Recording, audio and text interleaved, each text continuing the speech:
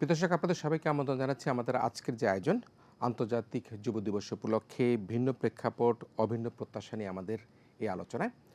আমরা আজকে কথা বলবার জন্য অতিথি হিসেবে যাদেরকে পেয়েছেন, আমার ডানে রয়েছেন শিক্ষা ও যুব পরামর্শক জনাব শরীফুল ইসলাম খান ফরাদ রয়েছেন আমাদের সাথে। হ্যাঁ, দর্শক, আমাদের সাথে আরেকজন অতিথি রয়েছেন উন্নয়ন বিশ্লেষক ডক্টর এস এম মোর্শেদ।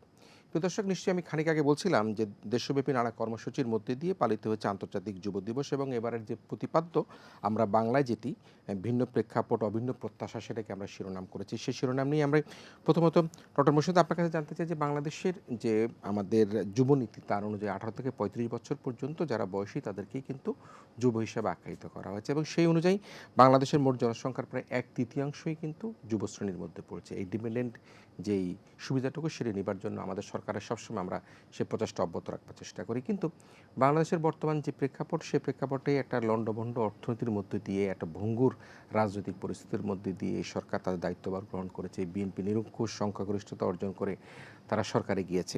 এরপরেও কিন্তু আমরা আমাদের সরকারকে দেখতে পাচ্ছি যে যুবদের যে প্রত্যাশা, সে প্রত্যাশা অনুযায়ী কর্মসংস্থান, লেখাপড়া, বিদেশে যাওয়া, সব কিছু নিয়ে তারা চিন্তাভাবনা করছে। এবারে যে প্রতিবদ্ধ, সেটি হচ্ছে ভিন্ন প্রেক্ষাপট অভিন্ন প্রত্যাশা। এই প্রতিবদ্ধকে ঘিরে বর্তমান সরকারের যে কর্মপরিকল্পনা, সেটা নিয়ে আপনার বিশ্লেষণ কী? প্রথম কথা হচ্ছে, যেহেতু এটা আন্তর্জাতিক দিবস, সে কারণেই বলা হয়েছে যে ভিন্ন প্রেক্ষাপট, অভিন্ন প্রত্যাশা। অর্থাৎ বিশ্বব্যাপী যারা তরুণ আছে তাদের চাওয়া পাওয়ার মধ্যে একটা কমন কিছু বৈশিষ্ট্য আছে আর কি। কারণ এমনিতে এক এক কালচারে এক এক ধরনের যুব সমাজের চাহিদা ভিন্ন ভিন্ন হয়, এটাই স্বাভাবিক। বাংলাদেশের একজন তরুণ যা প্রত্যাশা করে, ইউএসের একজন তরুণ তার কনটেক্সটে সেই প্রত্যাশা তার নাই। কিন্তু কিছু কমন বিষয় আছে যেখানে গ্লোবালি তরুণরা কিন্তু এই সকল বিষয়ে তাদের প্রত্যাশা কিন্তু এক। বাংলাদেশের যুবকটি যেটি আশা করে, জর্দানের সেই যুবকটিও আশা করে। এবং তার কিছু বৈশিষ্ট্য ঠিক করা হয়েছে যে আসলে এমন কি আছে যেটা সারা পৃথিবীর সব মানুষ, যুবকরাই চায় আর কি। It's a very common aspiration যেটা আর কি। হ্যাঁ, একটা হচ্ছে কোয়ালিটি এডুকেশন। আমার যদি শিক্ষা আর গুণগত শিক্ষা পার্থক্য আছে। এখন আমাদের শিক্ষা আছে, কিন্তু গুণগত শিক্ষা কিনা সেটা বিশ্লেষণ করলে আমরা অনেক পিছিয়ে আছি। তাই বলে গ্লোবালি এখন যুবকদের প্রথম দাবি হচ্ছে যে আমি যে শিক্ষাটাই পাবো সেটি যেন গুণগত শিক্ষা হয়। দ্বিতীয় হচ্ছে ডিসেন্ট ওয়ার্ক। আমি পড়াশোনা শেষ করে যখন কাজে যাব, সেই কাজটি যেন শোভন কাজ হয়, সেই কাজটি যাতে আমার শরীরের জন্য, মানসিক স্বাস্থ্যের জন্য ক্ষতিকর না হয়। তৃতীয় হচ্ছে মিনিংফুল পার্টিসিপেশন।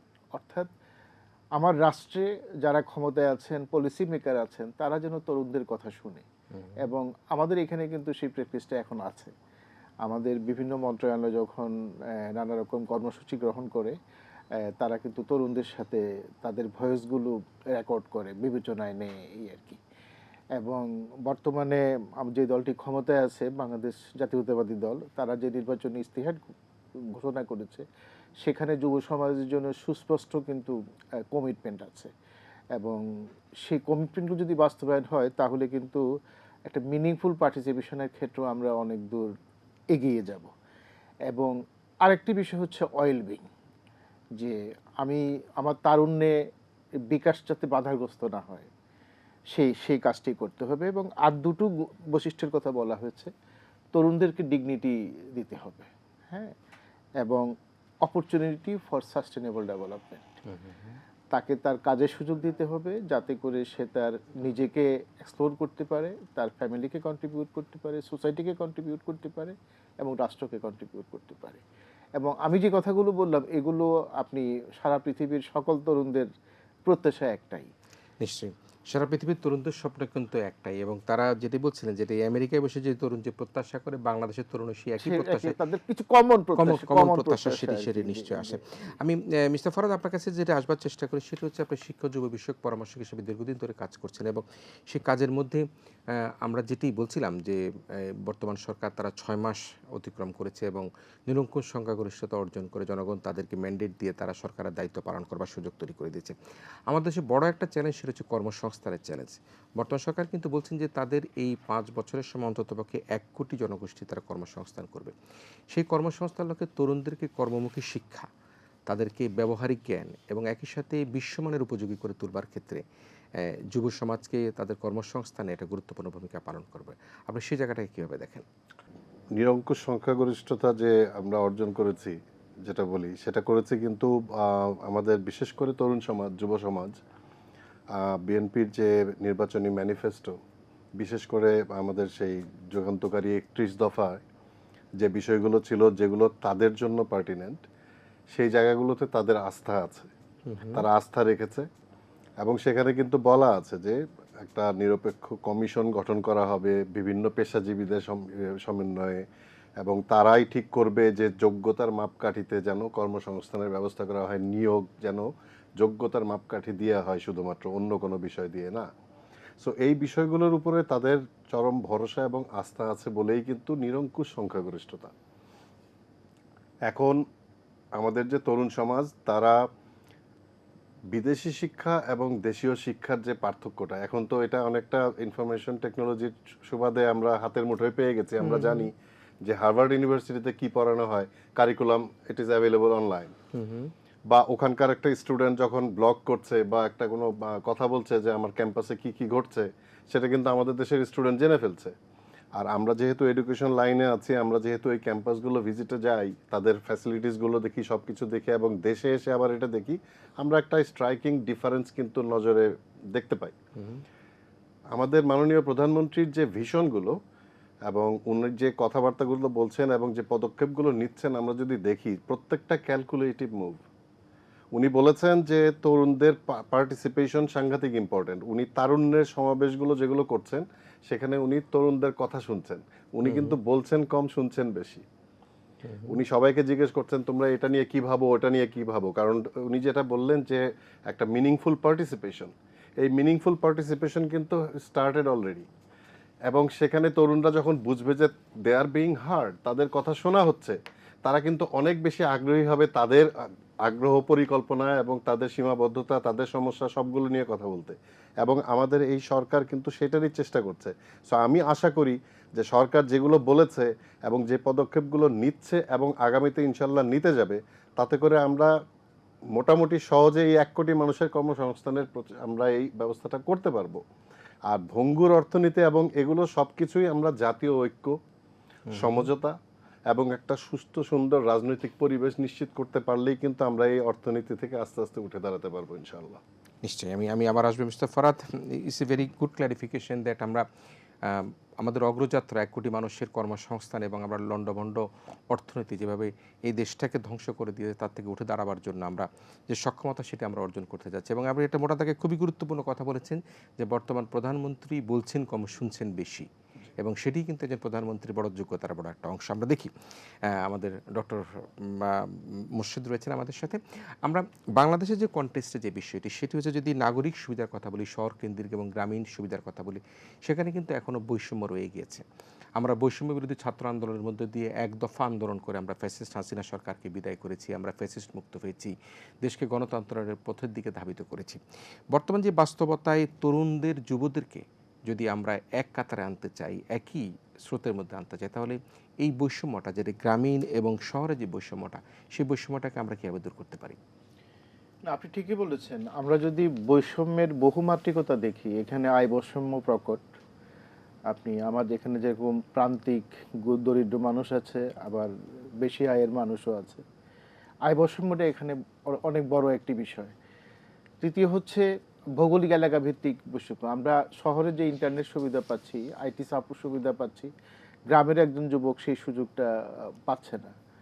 তো এখন বিভিন্ন ডেভেলপমেন্ট ইন্টারভেনশনের মাধ্যমে সরকার চেষ্টা করছে যে এই বৈষম্যটাকে মিনিমাইজ করার জন্য আর কি।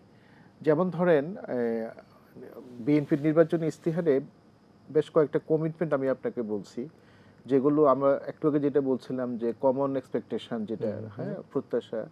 যেমন নির্বাচনী অঙ্গীকারে স্পষ্ট বলা আছে যে আমাদের দেশে যে আইটি পার্কগুলো আছে, সেখানে যুবকদেরকে স্পেস বরাদ্দ দেওয়া হবে, যারা উদ্যোক্তা হতে চায়, আইটি ক্ষেত্রে যারা ইনভেস্ট করতে চায় তাদেরকে দেওয়া হবে। এখানে ওয়াইফাইটা ফ্রি থাকবে, যাতে করে সে তার ইন্টারনেট অ্যাক্সেসটা সুন্দর হয়। এখানে আউটসোর্সিং করে আমাদের বাংলাদেশের প্রচুর তরুণ কিন্তু ইনকাম করছে, এবং এটা এখন সম্ভাবনাময় একটা খাত।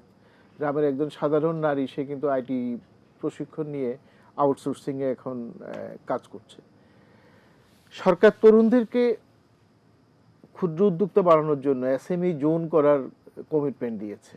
হ্যাঁ, তারপরে ফরাদ ভাই যেটা বলছিলেন যে বিদেশি ভাষা শিক্ষা, আমাদের তরুণরা যখন দেশের বাইরে যায় তারা এই ভাষাগত লিমিটেশনের কারণে প্রত্যাশিত কাজ পায় না, চাকরি পায় না, শোভন কাজ তারা শোভন পায় না। তো সে কারণে সরকার এটাকে খুব গুরুত্ব দিচ্ছে। এবং আরেকটা তো শুরু হয়ে গেল স্টার্ট আপ ফান্ড, যেটা ঢাকা বিশ্ববিদ্যালয়ে মাননীয় প্রধানমন্ত্রী গেলেন এবং কয়েকশো তরুণের সামনে উনি এটা শুভ সূচনা করলেন আর কি। এবং সবশেষে একটা কমিটমেন্ট আছে, এটা অত্যন্ত ইম্পর্টেন্ট, সেটা হচ্ছে জাতীয় ডিজিটাল স্কিম অথরিটি গঠন করা। কারণ হচ্ছে দক্ষতার কোনো বিকল্প নেই। এবং সেটি কোন দক্ষতা? আমি একটা কথা বলি, এখন একটা কথা খুব বলা হয় ইন্ডাস্ট্রি একাডেমিয়া রিলেশন, যে আপনি পড়াশোনা করলেন কিন্তু সেই পড়াশোনা আপনার চাকরির ক্ষেত্রে কোনো কাজে লাগলো না, তাহলে আপনার এই পড়াশোনার ক্ষেত্রে একটা বড় গ্যাপ আছে, যেটা আমাদের দেশের প্রকট। সে কারণে এখন আমাদের যারা উন্নয়ন সহযোগী সংস্থা আছে তারা কিন্তু বারবার বলতেছে যে তোমরা ইন্ডাস্ট্রি একাডেমিয়া রিলেশনশিপটা ডেভেলপ করো, মানে শ্রমবাজারের চাহিদা অনুযায়ী তুমি এডুকেশনে যাও। এবং এখানে আমরা অনেক পিছিয়ে আছি। আমরা বিশ্ববিদ্যালয়ে একটা ডিপার্টমেন্টকে ভেঙে ভেঙে 4-5টা ডিপার্টমেন্ট করেছি, কিন্তু সেটার সাথে লেবার মার্কেটের কোনো সম্পর্ক আছে কিনা ঢাকা বিশ্ববিদ্যালয়ে অগণিত সাবজেক্ট করা আছে, তার ইমপ্লিমেন্টেশন কি আছে আমরা জানি না। কারণ তখন এটার টার্গেটই ছিল অধিক শিক্ষক নিয়োগ করা, দল ভারী করা। আচ্ছা, হ্যাঁ, ক্ষমতাই তো দল ভারী করা, ক্ষমতাই তো দলকে ভারী করা আর কি। হ্যাঁ, যে আমি বিশেষ রঙের শিক্ষক নিয়োগ করতে হলে আমার ভোট দরকার, সুতরাং আমি সাবজেক্ট বাড়াই আর কি। হ্যাঁ, তো যাক, আমরা অতীতে সেই খারাপ চিত্র আর ভবিষ্যতে দেখতে চাই না। এখন যেটা করতে হবে, আমাদের আগামীর শিক্ষা হতে হবে যেটা একাডেমি ইন্ডাস্ট্রি রিলেশনশিপ বেসড যে শিক্ষাটা, অর্থাৎ আমি পড়াশোনা করে যে ডিগ্রিটি নিব সেটি যাতে আমার মার্কেট বেসড হয়, ডিমান্ডিং হয়। ডক্টর মোর্শেদ, আবার আসবার চেষ্টা করবো আরেকবার। মিস্টার ফরহাদ, আমরা যে কথাটা বললাম, আমরা কিন্তু একটা বাংলাদেশের জিপিএ 5-এর একটা অপসংস্কৃতি আমরা দেখেছি।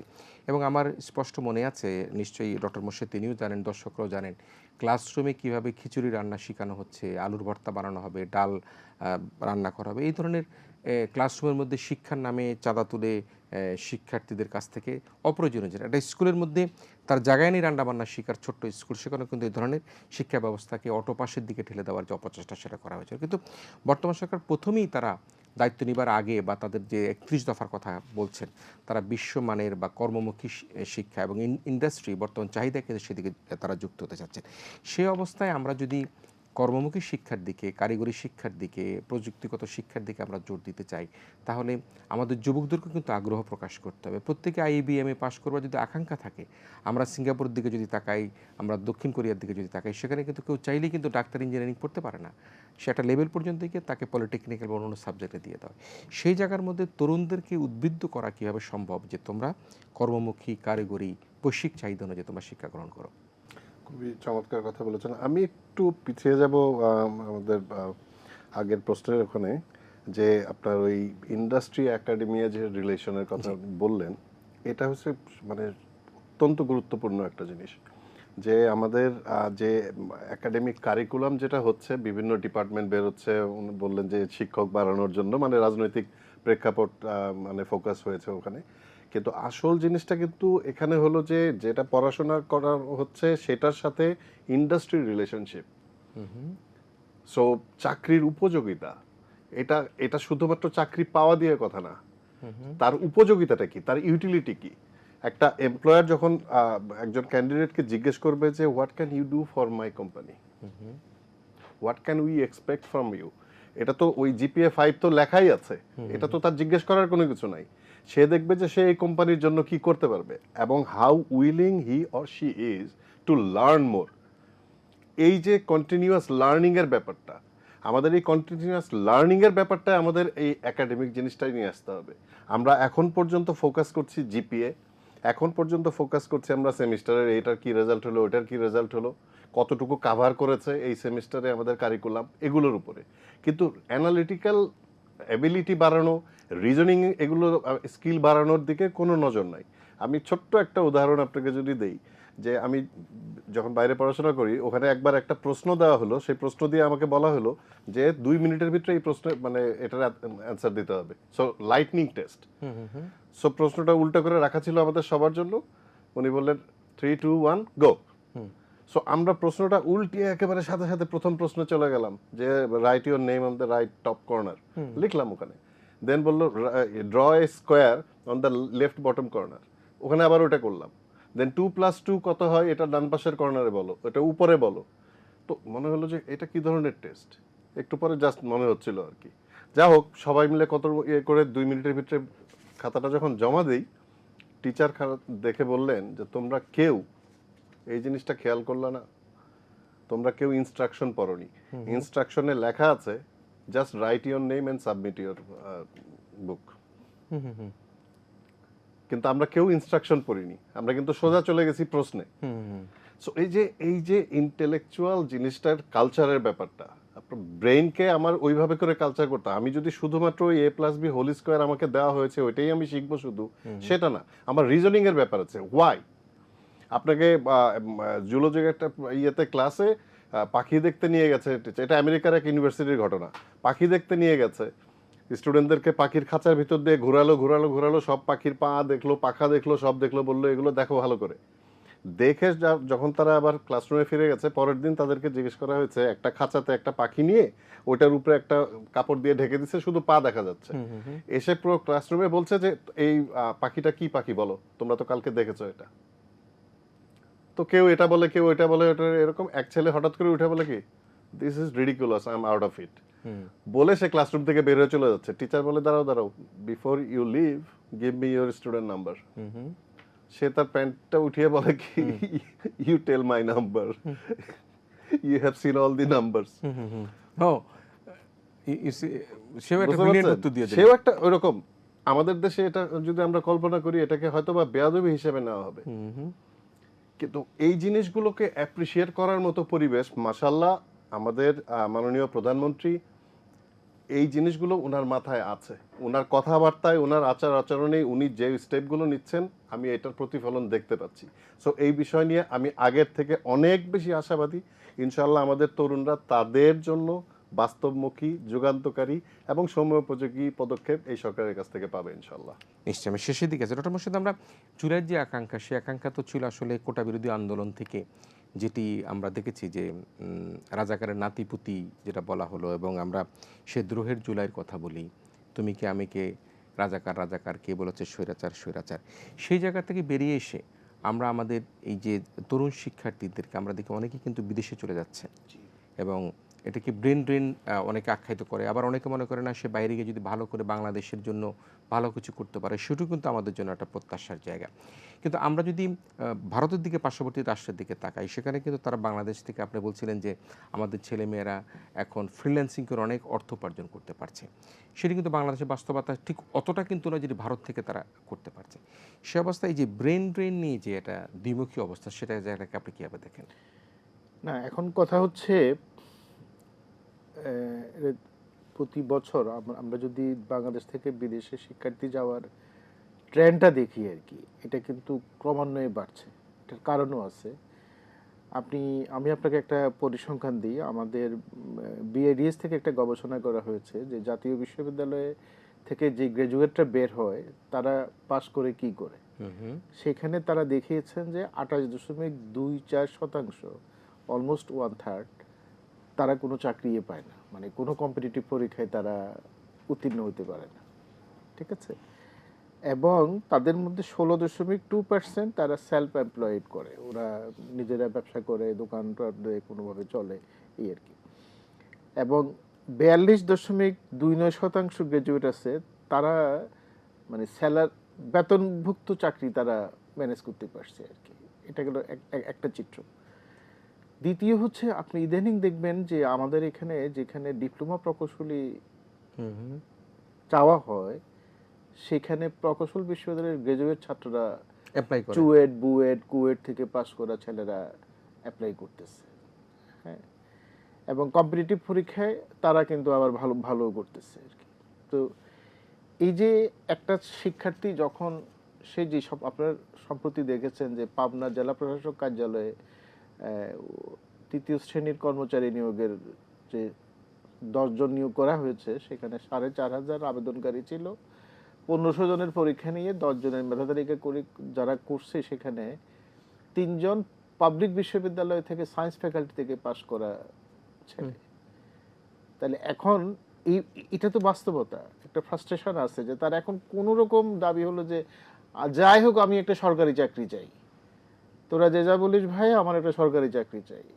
একটা বিএসসি ইঞ্জিনিয়ারিং ছেলে সেখানে সে তৃতীয় শ্রেণীর কর্মচারী হিসেবে জেলা ডিসি অফিসে চাকরিতে, এবং সে জয়েন করছে সেখানে। হ্যাঁ, 3 জন, মানে এরা 3 জনই, একজন কম্পিউটার ইঞ্জিনিয়ারিং, একজন প্রকৌশল, আরেকটা সাবজেক্টে সে তাদের গ্রাজুয়েশন আর কি। আচ্ছা, এই হচ্ছে অবস্থা। এখন এই ফ্রাস্ট্রেশন থেকে কিন্তু প্রচুর আমাদের শিক্ষার্থীরা চলে যাচ্ছে। তাদের কথা দুটো, একটা হচ্ছে যে আমি এখানে কোয়ালিটি এডুকেশন পাচ্ছি না, আমি আমার চাকরির উপযোগী শিক্ষা পাচ্ছি না, so let's take a challenge. সে কিন্তু বাইরে চলে যাচ্ছে। তার ধারণা যে আমি বাইরে গেলে একটা কোয়ালিটি এডুকেশন পাবো এবং আমি সেখানে চাকরি করব। আমি পরশু একটা রিপোর্ট দেখছিলাম একটা টেলিভিশনে, তারা বলছে যে এই মুহূর্তে বাংলাদেশে 70,000 তরুণ, মানে they are enrolled as a student externally. আপনি যদি চায়নাতে যান, মানে আপনি অবাক হয়ে যাবেন চায়নার বিভিন্ন বিশ্ববিদ্যালয়গুলোতে কি পরিমাণ বাংলাদেশি ছাত্র আছে আর কি। আমাদের এখানে আবার নেপাল থেকে মেডিকেল পড়ার জন্য স্টুডেন্টরা আসছে এখানে। আমি শ্রীলঙ্কায় গিয়েছিলাম, সেখানে শিক্ষা মন্ত্রণালয়ের একজন যুগ্ম সচিব ভদ্র মহিলা, উনি আমাকে বললেন, তুমি ঢাকা থেকে এসছো? বললাম জি। বলে আমি তো বাংলাদেশে প্রায় যাই। তা আমি বললাম আচ্ছা তাই, ভালো খবর, কেন যান আপনি? বলে আমার মেয়ে তো চিটাগংয়ে মেডিকেলে পড়ে, একটা প্রাইভেট মেডিকেলে পড়ে। কারণ শ্রীলঙ্কাতে মেডিকেল এডুকেশন খুবই সীমিত এবং খুবই এক্সপেন্সিভ আর কি।